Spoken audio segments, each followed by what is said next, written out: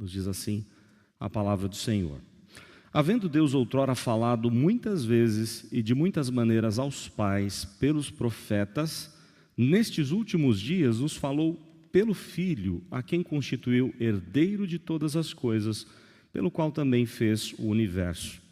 Ele que é o resplendor da glória e a expressão exata do seu ser, sustentando todas as coisas pela palavra do seu poder, depois de ter feito a purificação dos pecados, assentou-se à direita da majestade nas alturas, tendo se tornado tão superior aos anjos quanto herdou mais excelente nome do que eles. Até aqui, somente a palavra do Senhor. Vamos orar mais uma vez.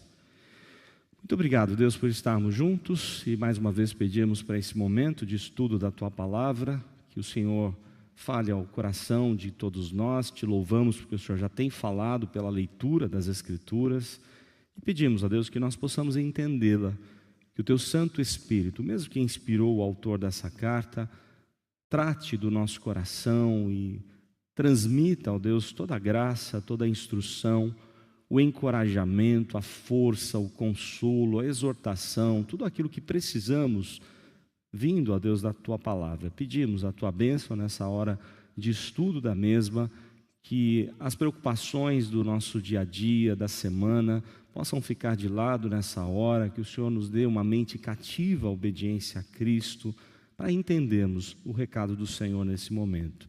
Pedimos Tua bênção nesse momento, orando em nome do Senhor Jesus. Amém. Irmãos, eu queria abrir aqui um artigo e ler com os irmãos bem rapidinho. Aliás, já era para eu ter aberto e eu acabei esquecendo, mas é rápido. Nessa semana, tivemos um curso de aconselhamento bíblico, eu e o pastor Ricardo, e nós lemos um artigo muito interessante do Dr. Ed Welch sobre a diferença entre necessidade e desejos, porque às vezes a gente confunde, né, o que é necessidade e o que são, ou quais são os desejos. É difícil às vezes identificar. E ele dá um exemplo, o Dr. Ed Welch, ele dá o seguinte exemplo. Ele faz uma pergunta, e eu queria que você pensasse na pergunta. Quais são as suas necessidades? Ele começa o artigo perguntando, quais são as suas necessidades? E aí ele diz assim, a resposta depende de quem está fazendo a pergunta e do momento em que ela é feita. E aí ele dá exemplo. Se você estivesse perdido no deserto e morrendo de sede, qual seria a sua necessidade? Água, não é? Se o seu pastor fizesse essa pergunta durante um sermão, como eu estou fazendo agora, especialmente ele dissesse, qual a sua necessidade real? Qual seria a sua resposta? E ele mesmo responde, Jesus. Nós estamos num culto e aí, na maioria das vezes, a gente vai responder, minha necessidade é Jesus, não é? Mas se você fizer essa pergunta no seu escritório, durante um aconselhamento, as respostas podem variar. Necessidade de respeito, de amor, de compreensão, alguém que me escute, de autoestima, de crianças obedientes, os pais, né, talvez pedindo isso, e tantas outras coisas, segurança, controle. E aí ele diz, a lista é ilimitada, né? Aliás, ele diz, a lista é limitada apenas pela imaginação humana. Aí ele diz, bem-vindo à palavra necessidade. Um dos termos mais confusos da nossa língua e muito mais usado por nós. É uma das primeiras palavras do vocabulário infantil como descendente direta do eu quero. E aí ele vai abordar esse assunto, mostrando que muitas vezes nós confundimos o que é necessidade com o que é desejo, né? Muitas vezes a gente confunde as coisas, porque desejamos tantas coisas e a gente coloca isso como uma necessidade. Será mesmo que é?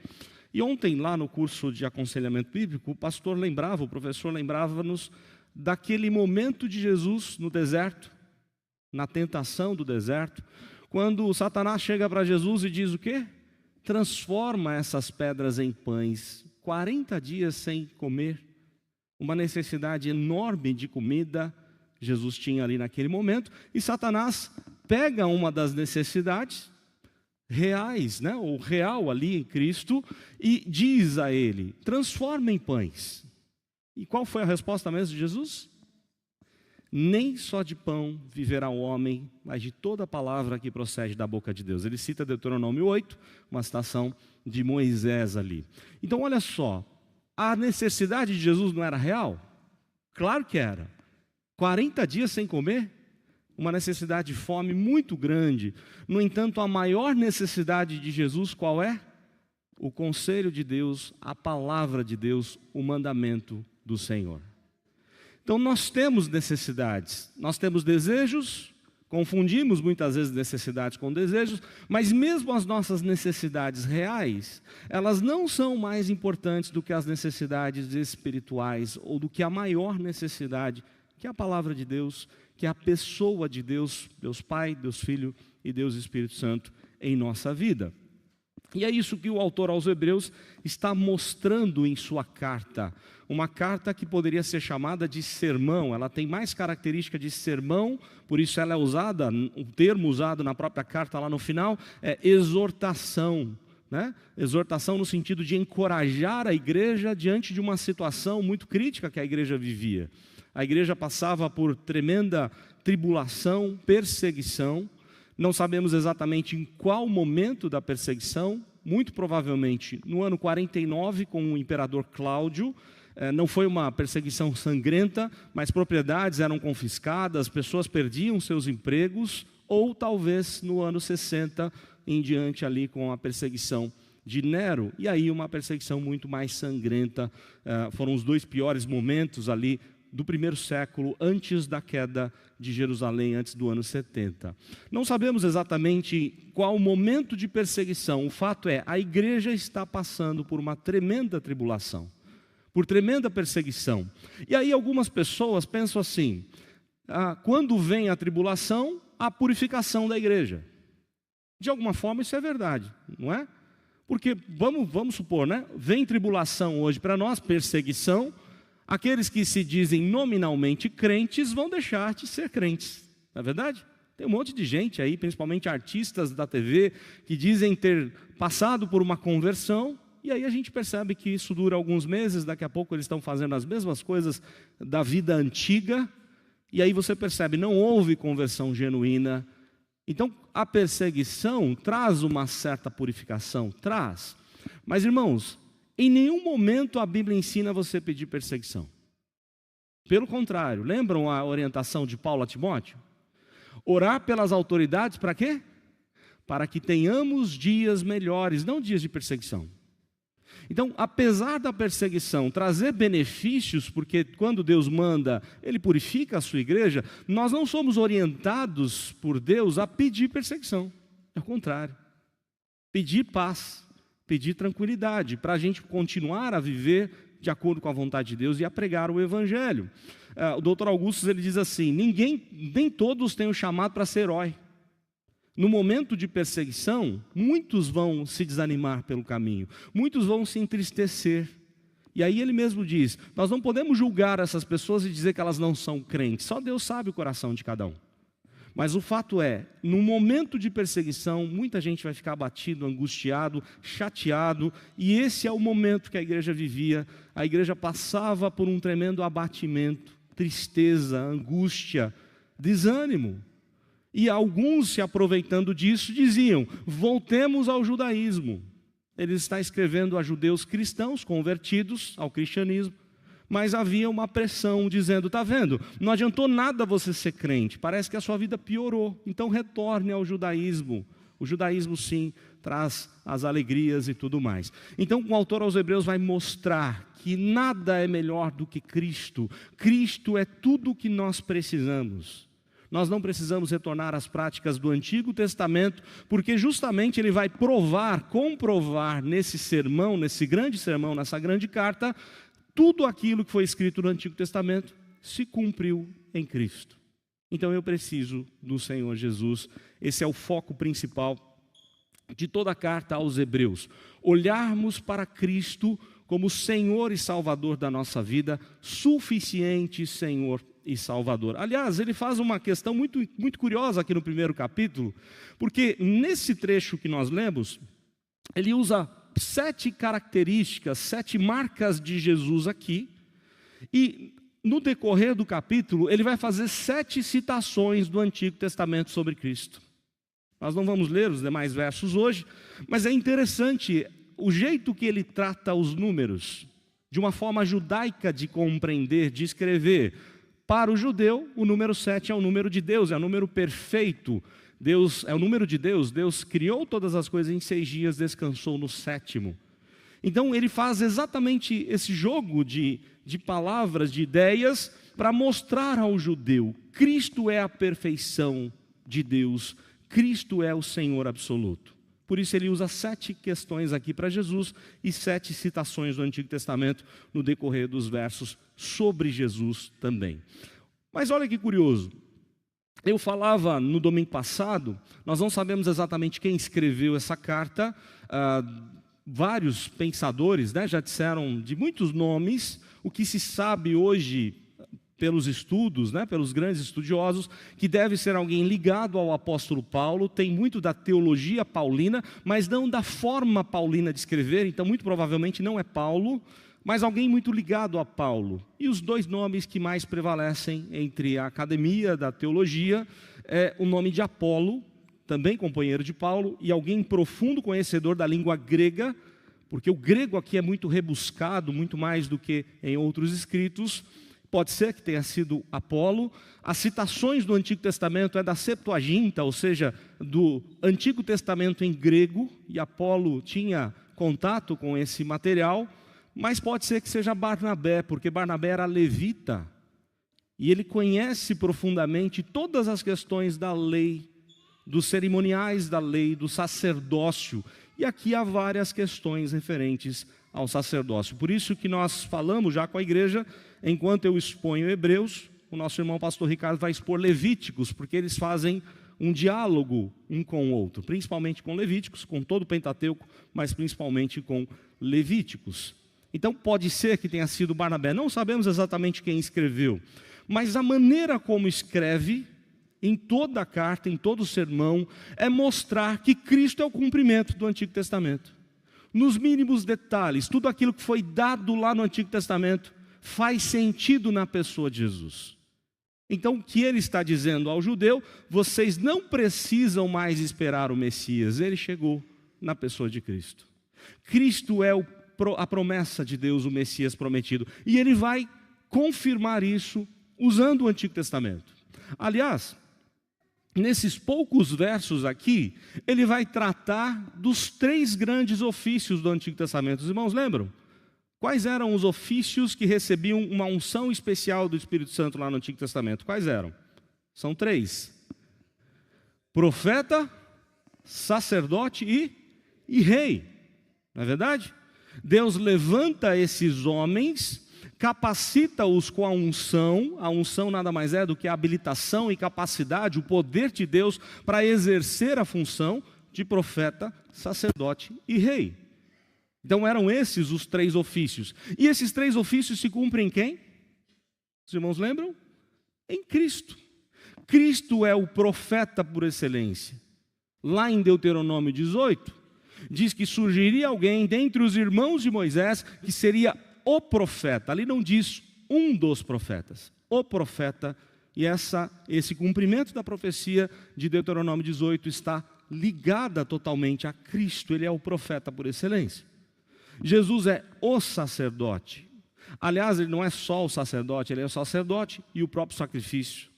Jesus é o rei, o descendente de Davi, o rei dos reis, o Senhor dos senhores. E aqui o autor aos Hebreus vai mostrar para nós que Jesus é rei, que Jesus é profeta e que Jesus é sacerdote. Eu queria pensar com os irmãos em algumas palavras. Nós já vimos muitos detalhes desse texto no domingo passado. Se porventura você não pôde ver, dá para retornar lá no culto, né, que está gravado no YouTube, e aí você consegue acompanhar melhor toda a parte do fundo de pano, né, fundo histórico, para a gente poder entender melhor esse texto. Mas vamos para alguns detalhes aqui que demonstram Jesus ser rei, profeta e sacerdote. Primeiro, como rei. Vejam lá no verso 2, o texto diz que nos últimos dias Deus nos falou pelo Filho. Olha só, Jesus é o Filho de Deus. Ele não é apenas alguém, ele é alguém muito mais importante do que qualquer outra pessoa. Ele é o Filho de Deus.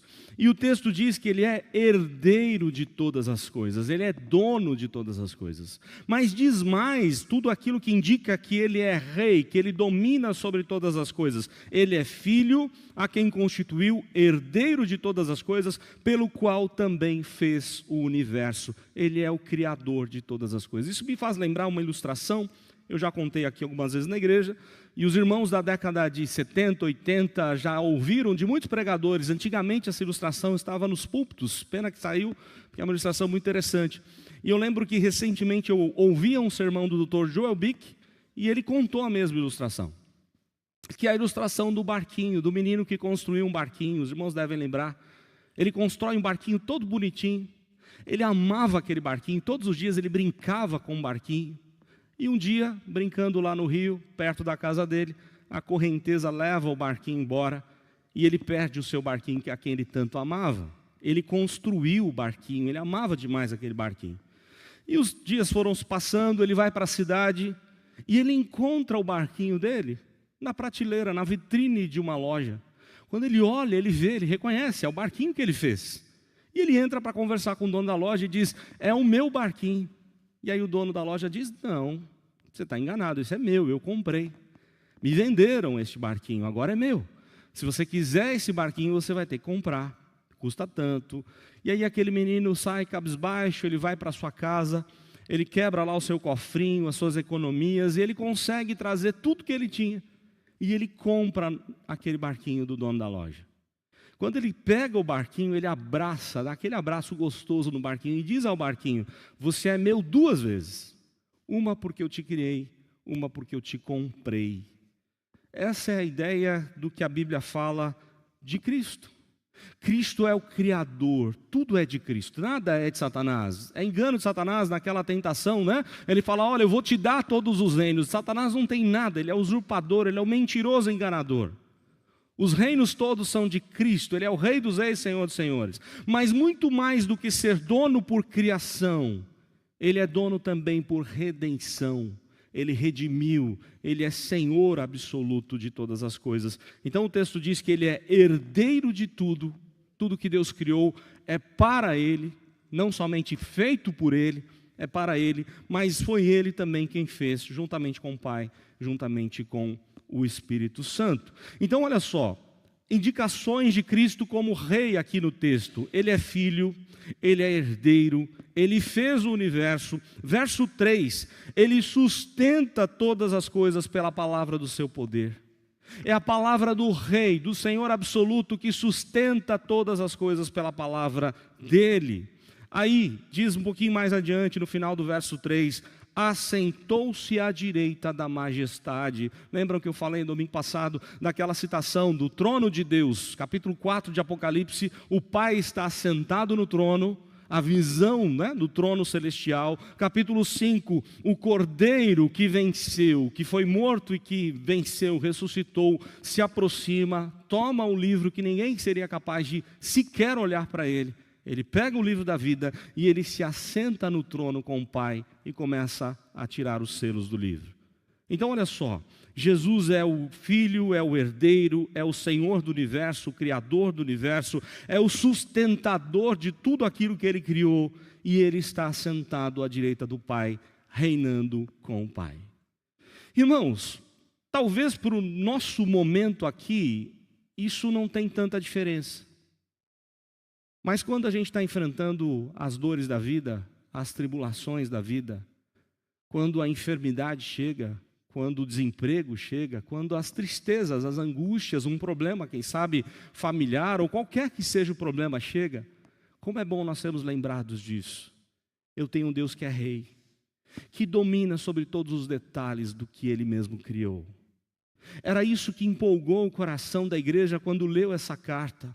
Uma igreja perseguida, sofrida, pessoas perdiam suas propriedades por ser crentes, pessoas perdiam seus empregos por ser crentes, pessoas blasfemavam contra os crentes, enganavam as autoridades para prender os crentes.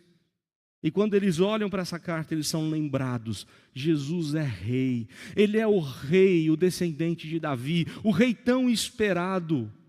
Eu preciso confiar no meu rei. Eu preciso confiar de que ele está no domínio de todas as coisas, de que tudo o que acontece está sob o poder e a autoridade dele, sob a providência desse rei. Eu preciso confiar e agradecer porque eu tenho o Rei dos Reis e o Senhor dos Senhores. Então o texto vai mostrar isso: Jesus é rei, mas o texto diz que Jesus é profeta. Por quê? Vejam só. O verso 1, diz que Deus havia falado pelos profetas de diversas formas no Antigo Testamento. Agora, verso 2, nestes últimos dias, até a volta de Cristo, Deus continua falando. Mas ele fala por quem? Por Cristo, revelado nas Escrituras. Cristo continua, aliás, essa é uma questão muito interessante. Quando Cristo foi glorificado lá no céu, foi assunto aos céus, glorificado após a ressurreição, ele continua exercendo os 3 ofícios. Se ele deixasse de exercer, nós estávamos completamente destruídos, derrotados. Cristo continua sendo rei, Cristo continua sendo profeta, Cristo continua sendo sacerdote, e ele continua falando com a igreja. Agora de maneira diferente, lá no Novo Testamento, levando o Espírito Santo, levando os crentes, a igreja, a anunciar o Evangelho, colocando no coração da igreja, dos líderes da igreja, dos apóstolos, a palavra de Deus. Deus continua falando ao coração da igreja. E é isso que nós precisamos lembrar. Deus é um Deus que fala, que se relaciona, não é um ídolo morto, não é uma estátua, uma imagem que não tem contato, intimidade conosco. Ele caminha conosco, ele tem intimidade com a gente, ele fala ao nosso coração quando lemos as Escrituras Sagradas. Nestes últimos dias nos falou pelo Filho. Profetismo bíblico. Ele é o resplendor da glória de Deus, ele é aquele que demonstra toda a glória de Deus. O verso 3 diz: toda a glória é vista em Cristo. Essa é a função do profeta. O profeta nunca aponta para si mesmo, mas sim para a glória de Deus, para a vontade de Deus, para a palavra de Deus. Foi isso que Jesus veio fazer. Ele demonstra o Pai na sua própria vida. Tudo o que ele fez aqui era para satisfazer a vontade do seu Pai, revelar a todos nós a vontade do Pai, como o profeta que era. E aqui ele diz ainda mais sobre o profetismo bíblico, sobre o profeta em Cristo: todas as coisas, verso 3, todas as coisas pela palavra do seu poder são sustentadas. A palavra de Cristo é poderosa, a palavra de Cristo sustenta todas as coisas, porque ele é o profeta e continua sendo profeta. E aí lá no verso 4, mais uma expressão do profetismo em Cristo, profetismo bíblico se cumprido em Cristo: tendo se tornado tão superior aos anjos, quanto herdou o mais excelente nome do que eles. Os irmãos lembram o que significa a palavra anjo? Anjo significa mensageiro, tanto no hebraico quanto no grego. Mensageiro, mensageiro de Deus. Mas houve um problema, aconteceu um problema. Aliás, antes de falar dos anjos, deixa eu retomar um pouquinho a história do profetismo bíblico. Deus usou pessoas, levantou profetas para falar da sua palavra. E o primeiro grande profeta, o profetismo bíblico, como nós vimos na palavra de Deus, ele vai nascer como instituição com Moisés. Em Êxodo 3, lá na sarça que conversava com Moisés, irmãos, lembram? Quem falava através da sarça? O próprio Cristo falava a Moisés. E chegou um ponto ali que Moisés fala assim: Senhor, eu não tenho condições de falar com o faraó. Vocês lembram a orientação de que Deus, o próprio Cristo fala a Moisés? Você fala a Arão, Arão fala a faraó. O que está acontecendo ali? Deus está ensinando Moisés o que é ser um profeta. Tudo o que eu disser, você vai falar para Arão. Você é profeta, Arão. Você é o meu representante direto a Arão. Você vai falar com Arão o que eu quero que você fale. E Arão vai ser o seu profeta. Arão vai pegar tudo aquilo que você disser sobre o que eu te revelei e vai dizer a Faraó. E aí nasce então o grande profeta Moisés, como na instituição do profetismo bíblico. Depois dele, muitos outros profetas vão acontecer ou surgir. Mas lá em Deuteronômio 18, Deus revela a Moisés: vai nascer alguém dentre os seus irmãos, e esse sim é o grande profeta. Esse será o profeta por excelência. Esse sim vai falar de uma forma totalmente direta, olhando nos nossos olhos. É o próprio Deus falando, é a revelação do próprio Deus, é o Senhor Deus se fazendo como um de nós, sendo um profeta. E agora no verso 4, ele fala que Cristo, como profeta, é um mensageiro muito mais importante do que qualquer anjo. Nós lemos aqui textos, né? Lemos o texto dos anjos anunciando aos pastores o nascimento de Jesus. A questão dos anjos para os judeus era algo muito importante, mas eles se perderam na questão dos anjos nos 400 anos de silêncio. Vamos lembrar um pouquinho da história do povo de Deus. O último profeta do Antigo Testamento, qual é mesmo o nome? O último livro do Antigo Testamento? Malaquias. Malaquias vem em que ano, os irmãos lembram mais ou menos? Ano 400, um pouquinho perto aí do ano 400. Ou seja, o último profeta a falar no Antigo Testamento foi Malaquias. De Malaquias até João Batista, mais de 400 anos, Deus não falou, Deus não usou profeta algum para falar. É nesse período que os judeus começam a acreditar em um monte de coisas que não tinham nada a ver com a palavra de Deus. Atribuir poder demais a anjos. Por exemplo, começa entre judeus e se espalha para várias religiões a ideia de anjo custódio, o anjo que nos guarda, o anjo da guarda. E eles começam a atribuir um monte de crendices a anjos. O que o autor aos Hebreus está falando, tudo que vocês acreditam de anjo é bobagem. Anjo está pronto para servir a Deus e não a servir aos homens. Anjos estão na presença de Deus, prontos a fazer a vontade de Deus. Eles não estão a nosso serviço, a serviço de Deus. Lembram da oração de Jesus? Faça-se a oração ensinada por Cristo, faça-se a tua vontade, aqui na terra como é feita no céu. No céu, os anjos prontamente obedecem a Deus. Eles não nos obedecem, eles não nos servem. Tem igreja aí, se dizendo evangélica, dizendo assim: olha, se a sua vida está um arraso, um problema, pede a Deus para trocar seu anjo da guarda, porque está meio fraco.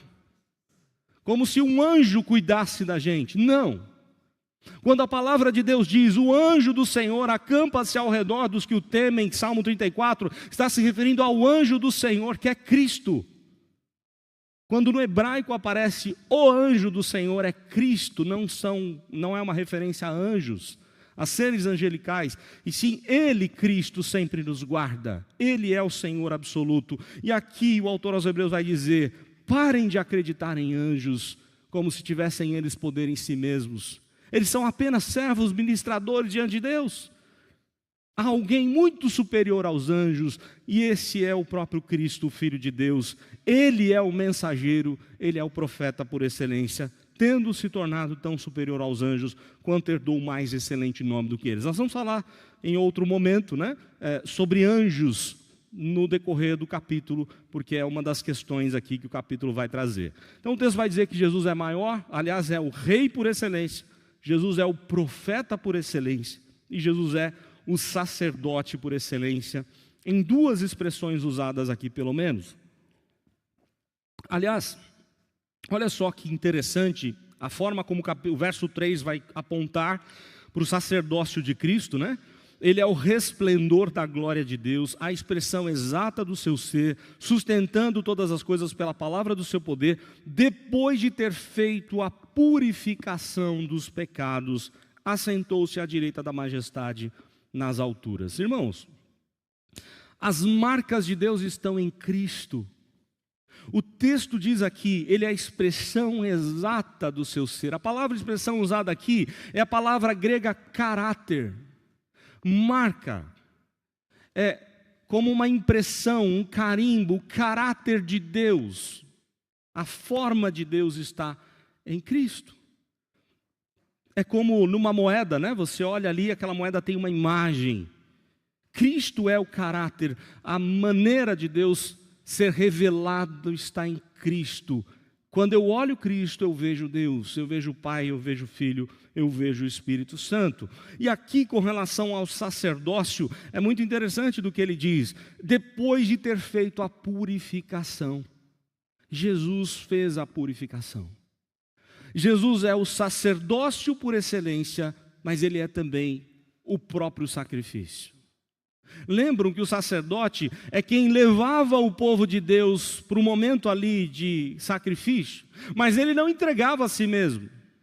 Ele levava um animalzinho, um cordeiro, para ser entregue em nome de todo o povo.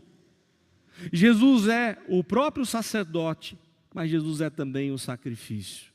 Ele pagou com seu próprio sangue, ele é o sacrifício perfeito, o sacerdócio perfeito. Ele fez a purificação dos nossos pecados quando morreu na cruz. Todos os nossos pecados foram pagos em Cristo. Toda a nossa dívida foi paga em Cristo. Ele encravou na cruz, como diz Paulo aos Colossenses, todo o escrito de dívida que era contra nós. Todos os pecados que nós já cometemos foram pagos, todos os que vamos cometer foram pagos.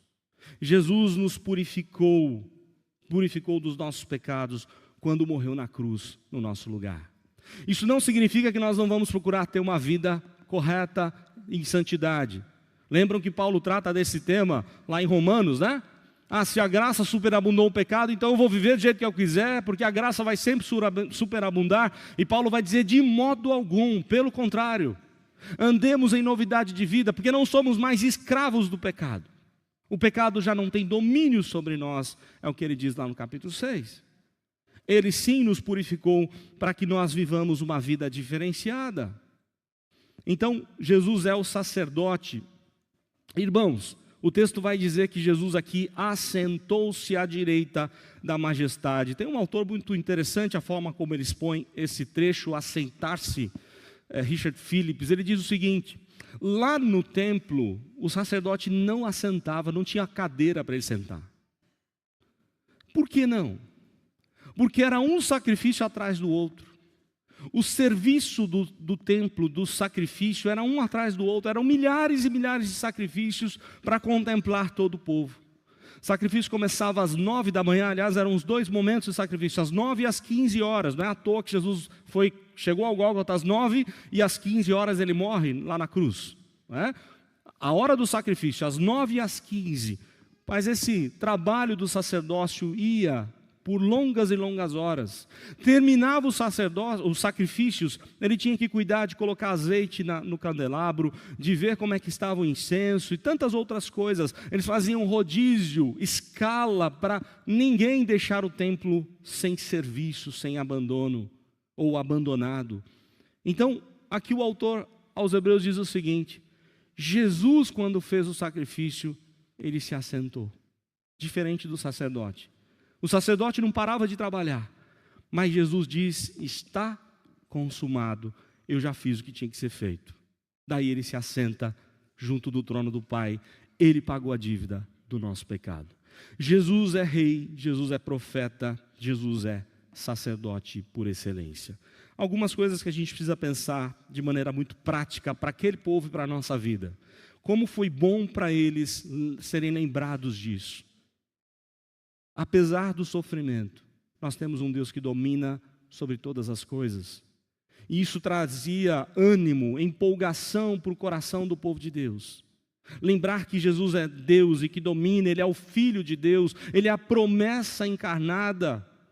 A promessa tão esperada do Messias se cumpre em Cristo. Cristo é o profeta, Ele continua falando, a empolgar o nosso coração, a encher o nosso coração de esperança, de alegria, de paz, mesmo diante das lutas, das angústias da vida.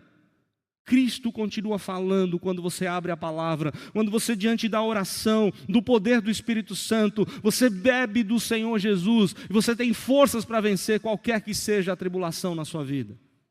É por isso que nós vemos testemunhos magníficos de gente doente, crente, no leito de enfermidade, que está com um sorriso maravilhoso, que está cheio de paz e de alegria, não porque a vida está boa, mas porque ele tem Cristo, e é o que ele precisa. Ele não precisa da cura, ele precisa de Cristo.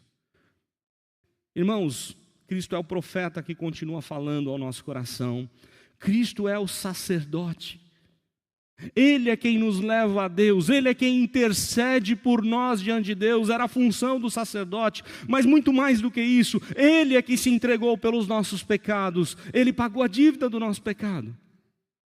para nos dar vida eterna, vida abundante, para nos alegrar, para saber que nós temos um sacerdote, conforme diz o capítulo 4 de Hebreus, que sabe o que é padecer, sabe experimentar a nossa dor, por isso ele intercede por nós diante da nossa dor, porque ele experimentou a nossa angústia, a nossa dor. Isso trouxe empolgação para o povo de Deus, isso precisa trazer empolgação para nós hoje. Graças ao Senhor não estamos passando por uma terrível perseguição, mas os problemas da vida chegam na nossa casa, não é verdade? Chegam no nosso coração.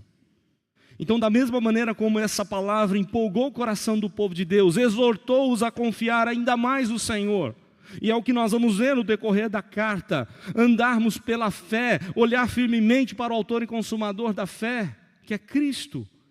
Da mesma forma, nós precisamos beber dos ensinamentos da carta de uma forma prática para a nossa vida. E eu queria dizer ainda a última coisa.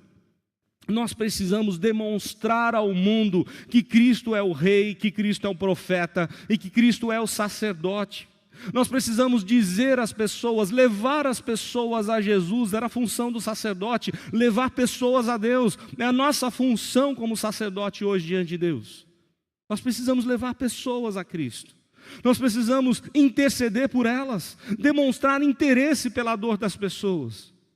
Lembram que aquilo que está escrito em Deuteronômio, em Êxodo 19, é repetido por Pedro na pessoa de Cristo. Em Cristo nós somos reinos e sacerdotes. É função nossa levar pessoas ao Senhor Jesus, interceder por elas, se importar por elas, dizer a elas, eu estou orando por você. Nós precisamos lembrar disso na nossa função também como sacerdotes diante de Deus e da sociedade. Nós precisamos demonstrar que Cristo é o profeta e que nos dá a sua palavra para nós pregarmos a palavra do Senhor.